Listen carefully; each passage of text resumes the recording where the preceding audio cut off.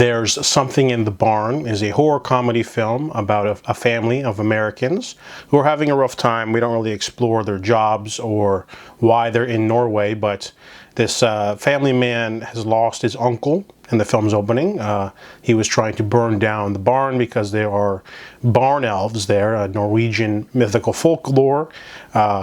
So they move in there and they meet the townsfolk. They try to fit in. We don't quite find out why they're there. There's two teenagers. One of them's an older daughter. She's like the typical teen. You know, I hate it here. I miss my friends. Can't FaceTime them. There's the stepmom. She's sort of trying to put on a brave face. And then there's the young son who befriends a barn elf and gives him cookies and learns about the different mythology. However, they end up breaking the rules of sorts and having an all-out battle with a barn elf. This movie's not that good, to be honest.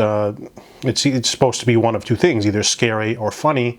It doesn't quite do either. The horror aspect is just kind of like a Gremlins, kind of, but not even as good as that. That's saying something. It's basically just a barn elf trying to beat you up or stab you, and there's some gore moments, but they're kind of not really done well. And the funny parts are definitely not there. There's a lot of physical humor, lots of like fight scenes and like battling, but it's just not done right. And there's a lot of culture clash. It isn't done very well either. The jokes are really tired and cliche. They're not that funny. So, you know, the movie's a horror comedy. It's not that funny, not that scary. I do like the main actor. He does a decent job. He's you know, doesn't get a lot to work with, though. He's basically just a dad who takes his family somewhere weird and gets into all sorts of shenanigans, and that's it. And it's a very simple film.